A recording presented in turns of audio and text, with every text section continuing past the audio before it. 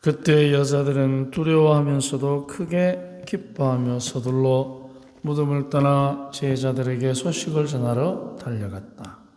그런데 갑자기 예수님께서 마주 오시면서 그 여자들에게 평안하냐 하고 말씀하셨다.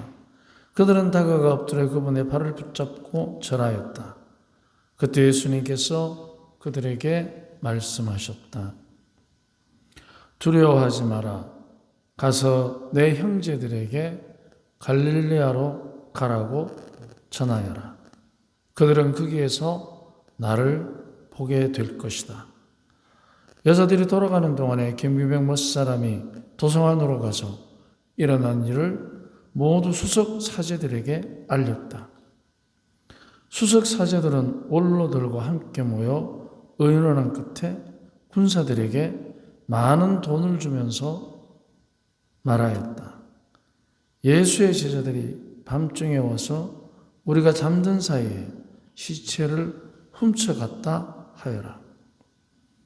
이 소식이 총독의 귀에 들어가더라도 우리가 그를 설득하여 너희가 걱정할 필요가 없게 해주겠다. 경비병들은 돈을 받고 시키는 대로 하였다. 그래하여 이 말이 오늘날까지 유다인들 사이에 퍼져 있다. 주님의 말씀입니다. 그리스도님 찬미합니다. 예, 우리가 지금 부활절을 지내고 있는데 오늘 복음에 나오는 여자들이 이제 처음으로 예수님 부활의 증인으로 등장합니다. 여성이. 왜 예수님께서는 여성을 부활의 첫 증인으로 삼았을까요? 여성. 여러분 다 여성이잖아요. 한번 얘기해봐요. 왜 그랬을까요? 말이 많아서. 말이 많아서. 빨리 퍼지라고. 그것도 맞긴 맞겠다, 그죠? 근데 그 여성을 택한 이유는 창세기에 보면 뱀의 유혹을 누가 먼저 받습니까? 여성이 받습니다. 그래서 여성의 선택이 이제 죄를 가져오게 됩니다. 물론 아담도 동조자입니다.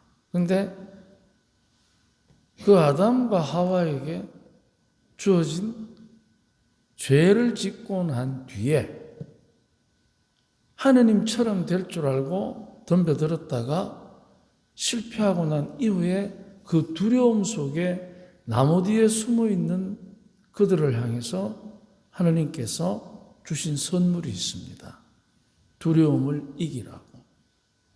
그 두 가지가 뭡니까? 남자에게는 뭘 줬죠?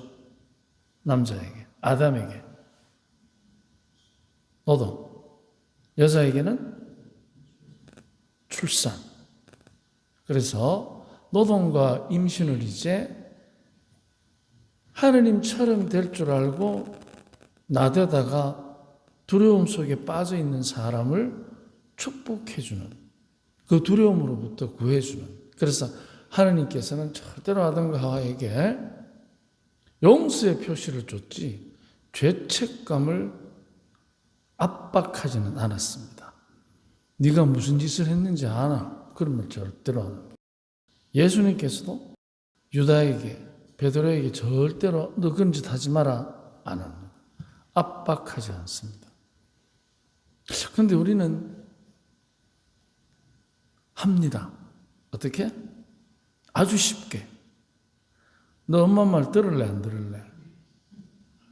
엄마 말 들으면 사탕 사주고 안 들으면 너가 아버지 그치 된다. 우리는 죄책감을 유도해서 훈육하는 줄 압니다. 죄책감을 압박하는 거죠. 그것은 훈육이 아니고 그 스스로 선택할 수 있는 것을 억압하는 침범이라 합니다. 침범. 양육권을 가진 힘 있는 사람의 침범. 여기 다이어트 배니까 손주들 있죠, 이제. 손주한테 할머니 말 잘 들어야 돼? 안 들어도 돼? 네 마음대로 해봐라 이렇게 합니다. 압박하는 거예요. 근데 하나님께서는, 주님께서는 그리 하시지 않습니다. 네 할 일을 하여. 그리고 그들에게 주님께서는 먹을 것으로 죄를 지은 아담과 하와에게 가죽옷을 입힙니다. 노동과 임신의 축복을 주고 그 표시로 가죽옷을 입힙니다. 그런데 예수님께서는 이제 당신이 새 아담이에요. 새로운 아담. 자기의 몸을 바쳐서 악마를 이긴 부활의 산 성사가 되시는 우리들의 주님. 이제 그 새 아담이 이제 누구에게 나타나야 창세기에 있는 먹을 것으로 죄를 지은 인류를 구원하겠습니까? 남자겠습니까? 여자겠습니까? 하와를 구원해야 되잖아요. 그런데 이제 이 새 아담은 노동이 아니고 죽음으로, 당신의 부활로, 당신이 스스로 제물이 됨으로써 이제 새로운 아담이시고, 그러니까 인류의 어머니들을 먼저 부활의 증인으로 선택하는 것입니다.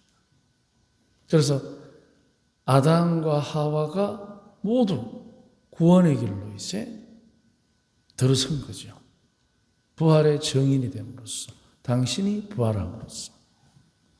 자, 그런데 이 부활을 우리가 이제 어떻게 더 잘 이해할 수 있느냐? 오늘 독서에 보면 이런 말이 나옵니다. 사도행전이죠. 이적과 기적과 표징이라는 말이 나왔습니다. 이적과 기적과 표징. 자, 요것을 우리가 조금 더 알 필요가 있습니다. 이적이라는 것은 기적, 이적, 그리고 비적이 있습니다. 이적은 신기한 자연 현상을 두고 쉽게 얘기합니다. 바다가 갈라져서 땅이 드러나거나, 또는 우리들 주변에 보면 이적 같은 자연현상이 굉장히 잘 일어납니다. 꽃이 피잖아요. 우리가 물 준 적도 없는데 우리는 그냥 바라보는 것밖에 없고 따서 옮겨 가기도 하지만, 그러나 때가 되면 꽃이 핍니다. 그래서 그 자연의 이적, 그것은 우리는 쉽게 하느님의 손길이라고 표현을 합니다. 그리고 비적이 있습니다. 비적은 뭐냐면 비밀스러운 이상한 일들입니다. 우리가 주변에 보면 그 비적 속에 사는 사람들을 우리는 볼 수 있습니다. 그게 누굽니까? 대표적으로 무당, 굿하는 사람들. 칼 위에 서죠. 비적입니다. 그러면은 이적과 특히 비적은 사람들을 현혹시킵니다. 신기한 일을 가지고, 뛰어난 능력을 가지고 사람들을 현혹한다는 것은 그 일을 행하는 사람이 자기를 중심으로 해서 사람들이 자기를 보도록 합니다. 그렇게 되면 어떻게 되느냐? 그 사람이 이제 힘을 갖게 됩니다. 사람들을 통제하는 힘. 그래서 사이비 종교에 보면 교절합시고 나서는 사람들이 그런 행태를 많이 취합니다. 그렇기 때문에 거기는 구원의 진리가 없습니다. 그런데 기적은 뭘 뜻하느냐? 기적은 그 교황청에 가면 기적조사위원회가 있습니다. 그 위원회에서 파티마라든가 또는 누르드 대표적으로 그런 곳에서 치유의 기적이 일어났다고, 아마 예전에 루르드 가면 목발이나 기타 여러 가지 걸린 걸 많이 보셨을 거예요. 지금은 없습니다. 없고 바닥에 가면 여기서 기적이 일어났다고 하는 표시석이 몇 개가 있어요. 그러면 이제 그 기적위원회에서 조사를 어떻게 하느냐? 기적이 일어나기 전 상황이 과학적으로 지금의 우리가 알고 있는 과학적 지식으로 증명 가능해야 됩니다. 그러면 예를 들어서 기적이 일어나기 직전에 그 당사자가 술을 먹었다. 그러면 안 됩니다. 그래서 과학적으로 그 상태가 증명 가능해야 됩니다. 그리고 기적이 일어나고 난 다음에 그 상황이 또한 과학적으로 증명 가능해야 됩니다. 한쪽 팔이 짧죠?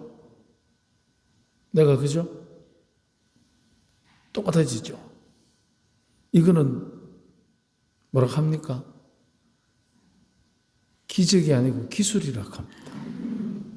그런데 모자 속에서 분명히 탁구공을 넣는데 비둘기가 나옵니다. 이거는 뭐라고 합니까? 마술이라고 합니다. 그런데 기적은 기적이 일어나기 전 상황이 과학적으로 증명 가능해야 됩니다. 그리고 기적이 일어난 후가 과학적으로 증명 가능해야 됩니다. 그런데 전후는 증명이 가능한데 일어난 그 사건을 일으킨 힘, 원인을 우리가 지금의 과학 지식으로는 증명이 불가능할 때, 그리고 대부분이 그 기적의 당사자가 죽고 난 뒤에 기적이 납니다. 왜? 살아있을 때 기적이라면 잘못하면 그게 그 사람의 신기함에 사람들이 빠져버리기 때문에. 그래서 파티마에도 보면 그 히아친트와 프란치스코는 일찍 어릴 때 성모님 데려가신다고 했어요. 그리고 수녀님은 이제 루시아 수녀님은 수녀원에서 봉쇄 생활로 오래 사시다가 돌아가셨고. 그래서 그 기적위원회에는 이제 누가 참석하느냐? 무신론자, 의사, 과학자, 불교신자 아무 상관없습니다. 자기가 권위만 있으면 누구든지 거기에 참여해서 기적 심사를 하는 것입니다. 그래서 대부분이 기적으로 잘 선포가 안 됩니다. 그래서 기적이라는 것은 뭘 뜻하느냐? 바로 하느님의 구원의 진리를 담고 있어야 됩니다. 메시지를 담고 있어야 됩니다. 그렇다면 구원의 메시지를 담고 있는 기적 같은 가장 분명한 표시는 누구이겠습니까? 우리 자신들입니다. 하나하나가 기적입니다. 왜? 자, 첫째, 나하고 똑같은 사람이 있습니까? 없습니까? 유일무이한 거예요. 근데 이 유일무이함이 전에도 없었고 앞으로도 없어요. 전무후무해. 근데 우리가 똑같은 시간을 동시에 살 수 있습니까? 없습니까? 없습니다. 시간과 공간에 딱 우리가 제약되어 있습니다. 이게 바로 우리의 삶의 환경이라는, 내 삶의 울타리라는 기적 같은 현상입니다. 그런데 우리는 기적으로 잘 안 받아들이고 나 자신을 기적의 표징이라는 생각을 우리가 하면 어떻겠습니까? 그래서 우리들이 이제 시간을 잘 돌아보면 부활이 어떤 것인지를 쉽게 알 수 있습니다. 자고 일어났을 때 하루아침에 나이를 30살 먹는 사람 아무도 없습니다. 하루하루 24시간의 선물을 받고 그 선물을 가지고 내가 하와처럼 아담처럼 사용하면 하나님의 반대편에 서고 부활의 정인처럼 쓰면 하나님 편에 서게 됩니다. 자, 그러면 부활의 정인으로서 하나님 편에 섰을 때 오늘 복음에도 보면 갈릴레아로 가라. 갈릴레아가 어디입니까? 성경에서 우리 많이 들었죠. 바로 갈릴레아 호수 있는 지역을 뜻합니다. 갈릴레아. 그런데 주님께서 갈릴레아에 있는 산으로 나를 만날 것이다. 산. 갈릴레아의 산. 갈릴레아의 호수 있는 곳에 산. 자, 이 두 가지가 이제 그러면은 중점이 되는 것이 호수와 산이에요. 호수는 물이 흐르는 곳입니까? 이렇게 고여 있습니까? 고여 있어요. 그래서 성경에 예수님께서 보면 세례를 어디서 받으시지요? 나일 강에서 받지, 그죠? 그러니까 그 요르단 강에서 봤는데 강은 물이 흘러요. 그래서 성경에서 호수는 악마의 세력을 뜻합니다. 그래서 예수님께서 풍랑이 일어날 때 배를 타고 요르단 강을 지나갑니까? 갈릴레아 호수를 지나갑니까? 밝은 대낮에 밤에. 언제? 밤에. 전부 악마의 세력을 뜻하는 거예요. 풍랑이 일잖아요. 풍랑. 그래서 나일, 그러니까 그 갈릴레아 호수, 그 다음에 거기에 있는 산. 자, 모세가 하느님에게서 십계명을 받을 때 어디에서 받았습니까? 광야에서 받았습니까? 산에서 받았습니까? 그렇죠. 산은 하느님의 거룩한 현존을 뜻합니다. 호수는 악마의 세력. 자, 그러면 산과 호수예요. 갈릴레아인데 이게 대비가 되는 거예요. 이제 주님께서 완전히 악의 세력을 부활하심으로써 이기셨다는 뜻입니다. 그래서 그 구원의 산에서 이제 이 부활의 정인들을 만나시겠다는 거죠. 그래서 우리가 성경에 오늘 복음에 잘 보면, 자, 그러면 부활이라는 것은 악의 세력을 곁에 두고 이제 하느님의 산에서 살아가는 사람들의 특권이 되는 것입니다. 하느님의 산에서 살아가는 사람들의 특권, 그걸 이제 우리가 부활해서 누리게 되는 것입니다. 그럼 가장 그 특권이 뭐냐? 두려워하지 마라. 아담아, 너 어디 있느냐? 제가 알몸이라는 것이 두려워서 숨었습니다. 어디? 나무 뒤에. 근데 나무에 매달렸던 주님께서 이제 두려워하지 마라. 딱 첫 말씀이에요. 두려워하지 마라. 뭘 두려워하지 마라? 악의 세력을 두려워하지 마라. 왜? 먹을 것으로 죄를 지은 사람에게 당신이 이제 먹을 것이 되어서 우리를 보호해 주시는 거죠. 그게 성체성사입니다. 먹을 것으로 죄를 지은 사람이 먹을 것으로 구원받는 거죠. 두려워하지 마라. 나무 뒤에 숨지 말고 나무에 매달린 자가 너희를 하느님의 산으로 악마의 세력이 아무리 득실거려도 너희를 데려가겠다. 확실한 복음이에요. 그래서 우리가 이 부활주간을 지내면서 오늘 이제 많은 분들이 엠마오를 떠나시는데 잘 한번 생각해 보십시오. 우리가 하느님의 산에 이제 머물러 있다는 것입니다. 그래서 우리가 두려워할 것이 아니고 오히려 감사해야 하는 것이 우리들의 부활의 가치일 것입니다.